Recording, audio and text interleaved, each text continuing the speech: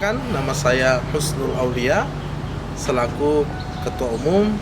Saya Firdaus, saya Sekretaris Umum. Nama saya Sakriana, saya sekarang menjabat di PWIPM Kalimantan Utara sebagai Bendahara Umum. Saya Indrianti, jabatan saya di IPM sebagai Ketua Advokasi. Nama saya Naura Nur Aziza, jabatan saya di IPM yaitu Ketua Bidang KDI. Saya Darul Hidayat, jabatan di PWIPM Kalimantan Utara bidang ASBO. Nama saya Lutfitria, saya sekarang menjabat sebagai Ketua Bidang Perkaderan. Nama saya Okta Arianti, jabatan Ketua Bidang Pengkajian Ilmu Pengetahuan. Saya Rina Dwilianti, di sini di IPM saya sebagai Ketua Bidang Organisasi. Nama saya Nur Anissa, saya di sini selaku bidang keipmawatian. Nama saya Nur Sahada, jabatan di IPM sebagai Sekretaris Hipmawati.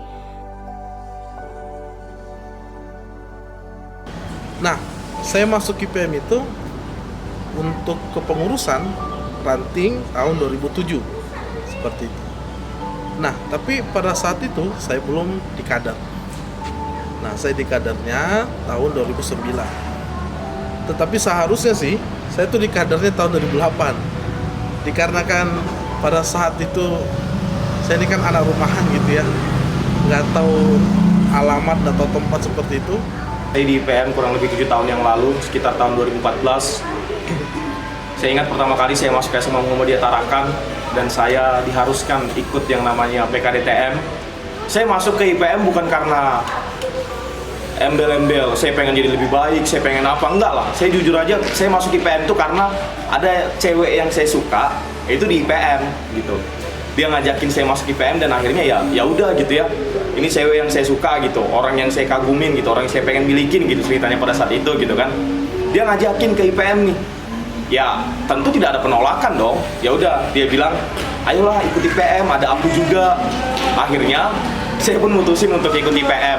Masuk IPM itu pada tahun 2014 di kelas 1 SMA. Saya bersekolah di SMA Muhammadiyah dan kebetulan pada saat itu ada beberapa senior IPM yang mencari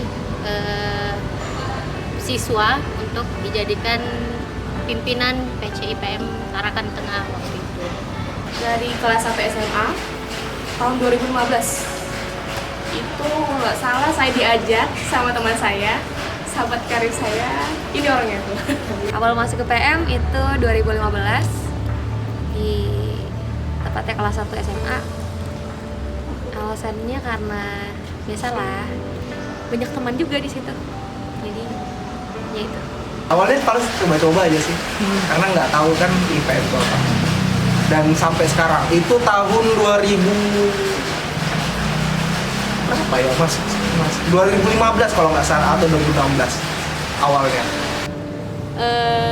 Kayak ada penipuan di situ. Awalnya disuruh saya di kelas itu sebagai sekretaris kelas. Nah, tiba-tiba ketua pimpinan ranting SMP saya itu bilang pengurus kelas dipanggil. Ternyata di situ disuruh jadi peserta atau saksi untuk pilihan ketua ranting. Nah, awal masuk IPM itu tahun 2015 pas kelas 1 SMA. Jadi pas portasi, jadinya kakak-kakaknya itu senior itu pada keren-keren semua. Kelihatan banget sih wibawanya kalau lagi pakai jas IPM kan. Jadinya pengen nih ikut IPM karena kayak gitu. Semenjak pertama kali masuk SMP di tahun 2012 atau 2013, alasan ber-IPM itu karena awalnya itu dituntut oleh sekolah sendiri, yang kedua itu karena memang mau berorganisasi pada saat itu. Kenal IPM dari SD, cuman belum masuk. Nah, pas lebih mengenal IPM itu pas masuk SMA. Kan SMA-nya di SMA Muhammadiyah itu di tahun 2015. Saya berada di IPM sejak tahun 2017. Kenapa ada di IPM? Karena dituntut dari sekolah dan tidak ada larangan dari orang tua. dikarenakan ya persaudaraan, kekeluargaan di IPM. Itu yang membuat saya masih bertahan. Tapi sekali lagi dikarenakan juga aturan di anggaran dasar rumah tangga, menyelesaikan priorisasi di IPM itu umur 24 tahun. Nah, ketika saya jadi ketua itu umur saya 24 tahun dan sampai sekarang terakhir periode saya di umur 26 tahun seperti itu. Saya menemukan segala hal di IPM yang saya inginkan. Saya menemukan jati diri saya merasa apa yang saya inginkan itu terwujud karena IPM. Dulu saya pengen sekali, bahkan impian orang tua saya juga, dia pengen sekali ngelihat saya itu ngomong di depan banyak orang, bisa tampil berani berbicara di depan banyak orang. Dan karena saya ber-IPM, saya bisa melakukan itu semua. Jangankan di depan banyak orang gitu ya, bahkan udah ribuan orang, saya udah berani untuk tampil berbicara di depan orang. Terus yang kedua, saya dekat dengan agama. Artinya, saya masih sholat, saya masih melakukan kebaikan-kebaikan. Ketika mau melakukan hal-hal yang buruk, saya juga masih mikir, saya ini di IPM, jangan sampai sia-sia dong gitu kan, ber-IPM masa ngelakuin hal yang tidak bermanfaat, tidak baik gitu. Ya, malu sama alma mater, sama 3 juga yang menurut saya kenapa saya masih di IPM. Saya keluar kota saya nggak pernah pusing. Dari dulu, dari saya kecil sampai saya masuk SMA, saya nggak pernah yang namanya keluar dari kota Tarakan gitu. Ya udah di Tarakan aja, tapi semenjak saya di IPM, saya mulai jalan-jalan, saya mulai ikut berangkat muktamar misalnya, atau ikut kegiatan-kegiatan nasional IPM misalnya. Lalu setelah itu di luar kegiatan IPM pun, ketika saya jalan-jalan pun saya nggak pusing karena saya punya teman-teman IPM di seluruh Indonesia gitu. Mungkin kita nggak kenal, tapi karena kita satu ikatan, kita itu udah lebih juga dari saudara gitu. Itu yang membuat saya itu kenapa cinta banget dengan IPM gitu kan. Orang-orangnya di sekitar kader-kadernya juga membuat saya nyaman dan sering bertukar pikiran. Kalau saya punya masalah atau apa, ya saya bercerita ke mereka seperti itu. Dan mereka kan memberikan masukan-masukan. Jadi istilahnya kita berorganisasi bukan cuman jabatan, bukan cuman karena kegiatan apapun itu untuk menambah namanya pengalaman, bukan itu saja, tapi kita menambahkan pertemanan seperti itu. Saya sudah mulai jatuh cinta, namanya juga orang kalau sudah jatuh cinta pandangan pertama ya kan, jatuh cinta saya itu pandangan pertama pada IPM pada saat itu. Nah, saya bertahan itu ya karena cinta dan karena apa yang sudah IPM berikan kepada saya, makanya saya bertahan sampai sekarang. Karena orang-orangnya sih ya, menurut saya. Karena di sini banyak teman-teman saya, sahabat-sahabat saya yang masuk di IPM. Makanya karena orang-orang inilah yang membuat saya betah di IPM. Saya sempat vakum selama 1 tahunan.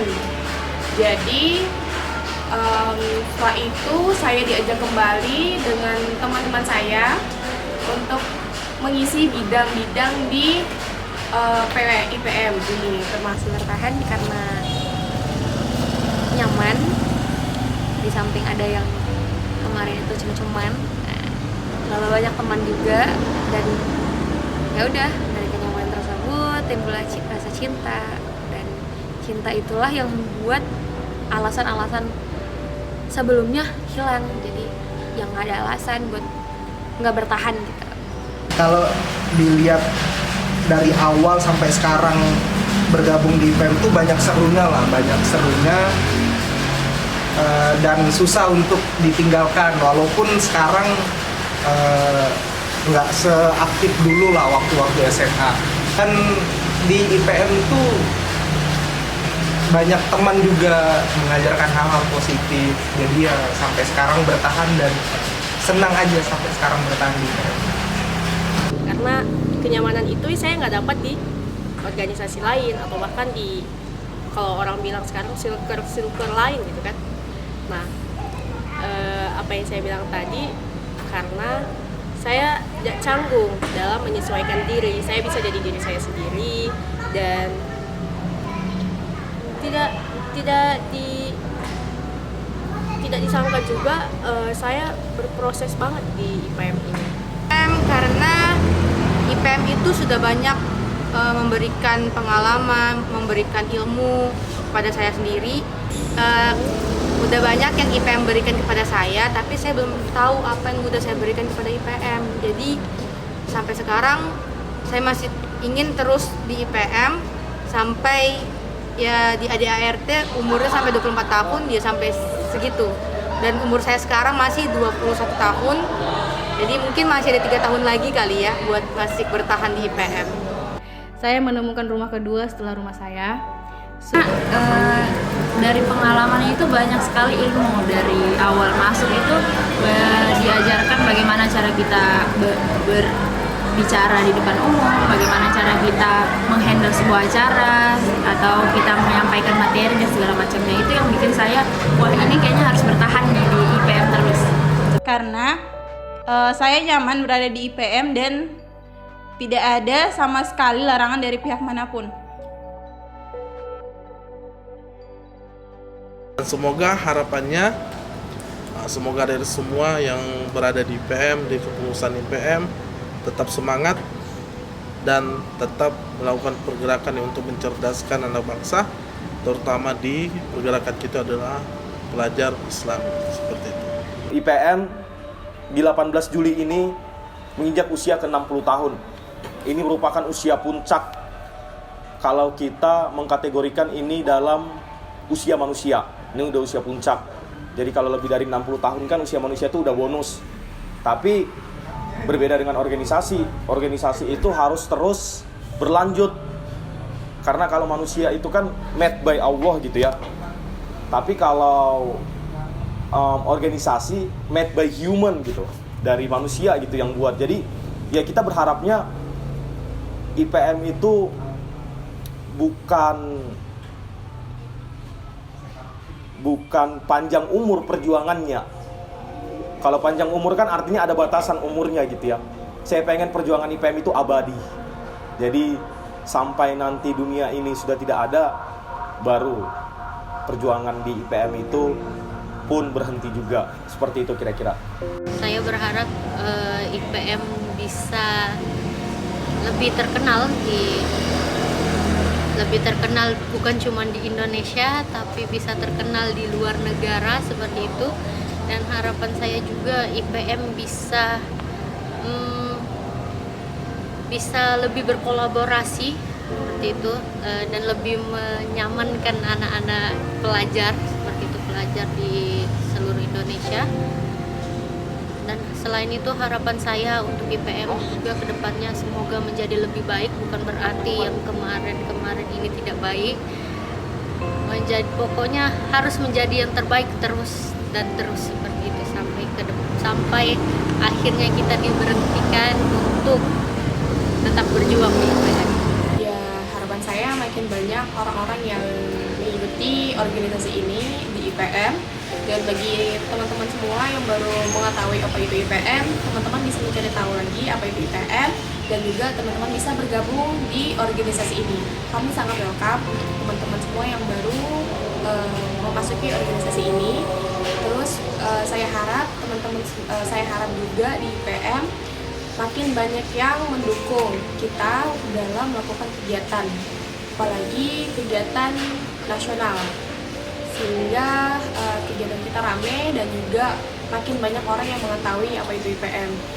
Semoga IPM makin berkembang, jaya, dan luas. Makin banyak orang yang bergabung di IPM Kalimantan Utara tentunya.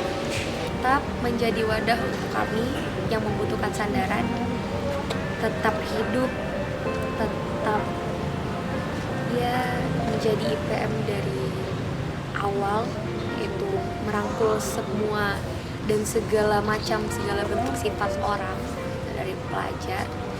Jadi semoga jaya selalu. Semoga sampai sekarang dan sampai yang akan berikutnya lagi, semoga tambah jaya terus